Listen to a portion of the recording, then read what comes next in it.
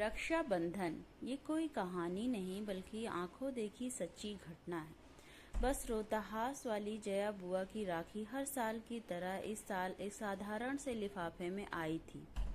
5 राखियां कागज के टुकड़े में लपटे हुए, चावल, रोली और 50 का एक नोट। मम्मी ने चारों बुआ जी के राखी के पैकेट डाइनिंग टेबल पर रख दिए थे ताकि पापा ऑफिस से लौटकर एक नज़र अपनी बहनों की भेजी राखियों और तोहफे देख लें। पापा रोज की तरह आते ही टेबल पर लंच बॉक्स का थैला और लैपटॉप की बैग रखकर सोफे पर पसर गए थे। चारों दीदी की राखियां आ गई हैं। मम्मी ने पापा के लिए किचन में चाय चढ़ाते हुए आवाज लगाई थी, जया का लिफाफा दिखाना जरा। पापा ने जया बुआ की राखी का सबसे ज्यादा इंतजार करते थे और सबसे पहले उन्हीं की भेजी राखी कलाई में बांधते थे। जया बुआ सारे भाई बहनों में सबसे छोटी थी, पर एक वही थी जिसने विवाह के बाद शायद कभी सुख नहीं देखा था। विवाह के तुरंत बाद देवर ने सारा व्यापार हड़प कर घर से बेदखल कर दिया था। तब से फूफा जी की मानसिक हालत बहुत अच्छी नहीं थी। मामूली सी नौकरी पर थोड़ा बहुत कमाते थे। बेहद मुश्किल से बुआ घर चलाती थी। इकलौते बेटे श्याम को भी मोहल्ले के साधारण से स्कूल में डाल रखा था। बस एक उम्मीद सी लेकर बुआ की किसी तरह जिए जा रही थी। जया बुआ के भेजे लिफाफे को देखकर पापा कुछ सोचने लगे थे। गायत्री, इस बार रक्षाबंधन के दिन हम सुबह वाली पैसेंजर से जया के घर रोहतास बिहार उसे बगैर बताए जाएंगे। जया दीदी के घर। मम्मी तो पापा की बात पर एकदम से चौंक गई।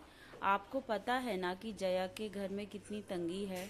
हम तीनों का नाश्ता खाना भी जया दीदी के लिए कितना भारी हो जाएगा। वो कैसे सब कुछ मैनेज कर पाएंगी।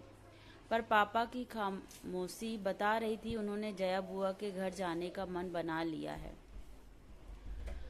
और घर में ये सबको पता है कि पापा का निश्चय बदलना बेहद मुश्किल है। रक्षाबंधन के दिन सुबह वाली Dhanbad to Dehri on Sone passenger से हम सब खास पहुंच गए थे। बुआ घर के बाहर अपने बरामदे में लगी नल के नीचे कपड़े धो रही थी। बुआ उम्र में सबसे छोटी थी, पर तंग हाली और रोज की चिंता फिक्र ने उसे सबसे उम्रदराज बना दिया था।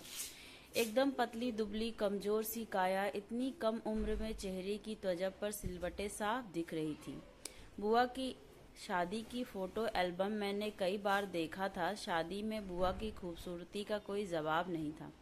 शादी के बाद 11 वर्षों की परेशानियों ने बुआ जी को कितना बदल दिया था। बेहद पुरानी घिसी सी साड़ी में बुआ को दूर से ही पापा मम्मी कुछ क्षण देखते रह गए थे। पापा की आंखें डबडबा सी गई थी। हम सब पर नजर पड़ते ही बुआ जी एकदम चौंक गई थी। उन्हें समझ नहीं आ रहा था कि वो कैसे और क्या प्रतिक्रिया दें। अपने बिखरे बालों को संभालें या अस्त व्यस्त पड़े घर को दुरुस्त करें। उनके घर तो वर्षों से कोई मेहमान नहीं आया था। वो तो जाने जमाने पहले ही भूल चुकी थी कि मेहमानों को घर के अंदर आने को कैसे कहा जाता है। बुआ जी के घर बारे में सब बताते हैं कि बचपन से उन्हें साफ सफाई और सजने संवरने का बेहद शौक रहा था। पर आज दिख रहा था कि अभाव और चिंता कैसे इंसान को अंदर से दीमक की तरह खा जाती है। अक्सर बुआ जी छोटी मोटी जरूरतों के लिए कभी किसी के सामने तो कभी किसी के सामने हाथ फैलाना होता था। हालात ये हो गए थे कि ज्यादातर रिश्तेदार उनका फोन उठाना बंद कर चुके थे। एक बस पापा ही थे जो अपनी सीमित तनख्वाह के बावजूद न कुछ बुआ को दिया करते थे।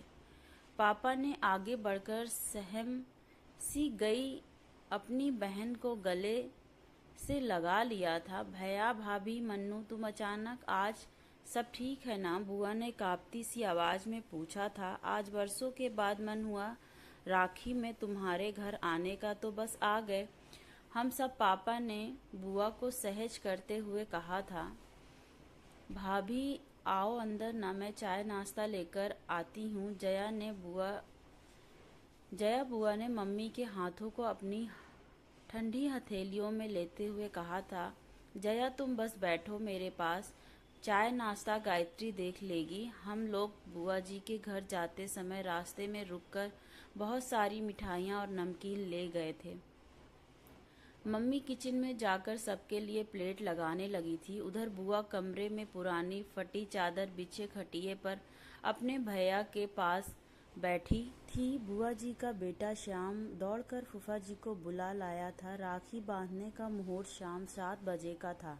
मम्मी अपनी ननंद को लेकर मॉल चली गई थी, सबके लिए नए ड्रेसेस खरीदने और बुआ जी के घर के लिए किराने का सामान लेने के लिए। शाम होते होते पूरे घर का हुलिया बदल गया था। नए पर्दे, बिस्तर, नई चादर, रंग बिरंगे डोरमैट और सारा परिवार नए ड्रेसेस पहनकर जच रहा था। न जाने कितने सालों बाद आज जया बुआ की रसोई का भंडार घर लबालब भरा हुआ था। धीरे धीरे एक आत्मविश्वास सा लौटता दिख रहा था बुआ के चेहरे पर। सच तो ये था कि उसे अभी भी ये सब कुछ स्वप्न सा लग रहा था। बुआ जी ने थाली में राखियां सजा ली थी, मिठाई का डब्बा रख लिया था। जैसे ही पापा को तिलक लगाने लगी, पापा ने बुआ को रुकने को कहा। सभी आश्चर्यचकित थे। 10 मिनट रुक जाओ, तुम्हारी दूसरी बहनें भी बस पहुंचने वाली हैं, पापा ने मुस्कुराते हुए कहा तो सभी पापा को देखते रह गए। तभी बाहर दरवाजे पर गाड़ियों के हॉर्न की आवाज़ सुनकर बुआ, मम्मी और फूफा जी दौड़कर बाहर आए तो तीनों बुआ का पूरा परिवार सामने था। जया बुआ का घर मेहमानों से खचाखच भर गया था। महाराजगंज वाली नीलम बुआ बताने लगी कि कुछ समय पहले उन्होंने पापा को कहा था कि बस क्यों न सब मिलकर चारों धाम की यात्रा पर निकलते हैं। बस पापा ने उस दिन तीनों बहनों को फोन किया था कि अब 4 धाम की यात्रा का समय आ गया है। पापा की बात पर तीनों बहनों बुआ सहमत थी और सबने तय किया था कि इस बार जया के घर सब जमा होंगे और थोड़े थोड़े पैसे मिलाकर उसकी मदद करेंगे। जया बुआ तो बस एकटक अपनी बहनों और भाई के परिवार को देखे जा रही थी। कितना बड़ा सरप्राइज दिया था आज सबने उसे। सारी बहनों से वो गले मिलती जा रही थी। सबने पापा को राखी बांधी। ऐसा रक्षाबंधन शायद पहली बार था। सबके लिए रात एक बड़े रेस्टोरेंट में हम सभी ने डिनर किया, फिर गप्पे करते जाने लगे। काफ़ी रात हो चुकी थी। अभी भी जया बुआ ज़्यादा बोल नहीं रही थी। वो तो बस बीच बीच में छलक आते अपने आंसू पोंछ लेती थी। बीच आंगन में ही सब चादर बिछाकर लेट गए थे। जया बुआ पापा से किसी छोटी बच्ची की तरह चिपकी हुई थी, मानो इस प्यार और दुलार का उसे बरसों से इंतजार था। बातें करते करते अचानक पापा को बुआ का शरीर एकदम ठंडा सा लगा तो पापा घबरा गए थे। सारे लोग जाग गए पर जया बुआ हमेशा के लिए सो गई थी। पापा की गोद में एक बच्ची की तरह लेटे लेटे वो विदा हो चुकी। पता नहीं कितने दिनों से बीमार थी और आज तक किसी से कही भी नहीं। आज सबसे मिलने का ही आस लिए जिंदा थी शायद। धन्यवाद दोस्तों। स्टोरी पसंद आई हो तो please like and subscribe. Thank you so much for watching.